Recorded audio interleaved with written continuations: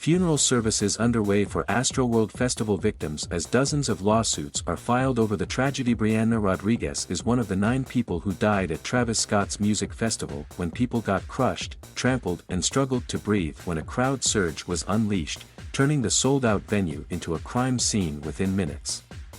The victims' ages ranged from 14 to 27. Rodriguez was a 16-year-old junior at Houston Heights High School, according to her family. Her funeral service will be Saturday at La Paz Memorial Funeral Home in Houston. Dancing was her passion and now she's dancing her way to heaven's pearly gates, according to a verified GoFundMe account created by her family. Concertgoers have described the crowd surge to be as terrifying as a death trap, many thinking they would not make it out alive. The attendees began to push toward the stage as Scott came on. They said, authorities have not released the causes of death for the victims and said that could take weeks. In the meantime, the investigation into how the deadly crowd surge unfolded remains underway. With about 50,000 people attending, the event safety measures have come under scrutiny. A slew of lawsuits have been filed against Scott, the festival organizer and others involved by the families of the victims and the survivors. On Friday, attorney Ben Crump, along with a coalition of Houston lawyers, announced they'd represent more than 200 victims who attended the festival and have filed more than 90 lawsuits in Harris County Civil Court against promoter Live Nation and others involved in the fatal event.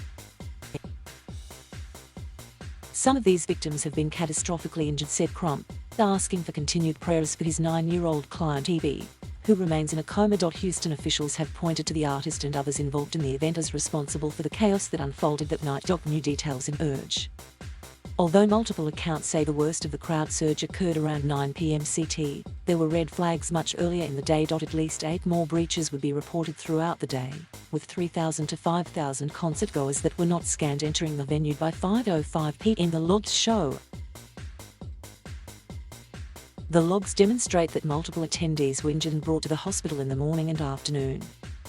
And shortly before 5 p.m. the Houston Police Department reported dangerous crowd conditions at one stage. 8 minutes before Scott took the stage at 9 p.m. more than 260 people had already been treated, according to the logs, which did not specify the type of treatment. And a 9:18 p.m. entry noted a crush injury. Less than half an hour into Scott's performance, the log states, this is when it all got real. Multiple people trampled, passed out at front of stage at 9:33 p.m., police reported.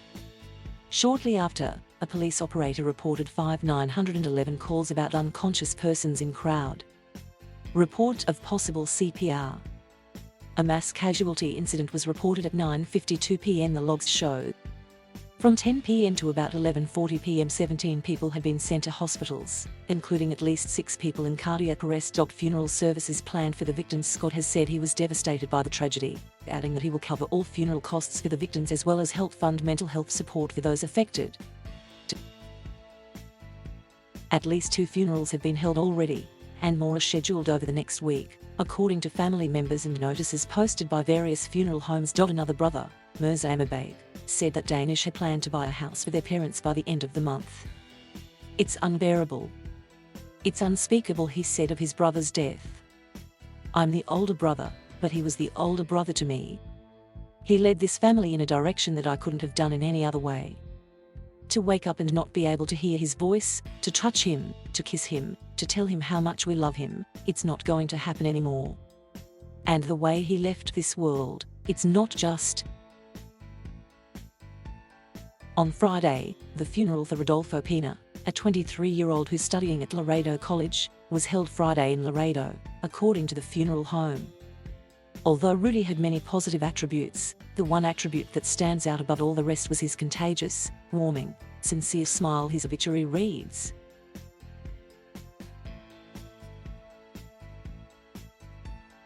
Thank you for watching. Please subscribe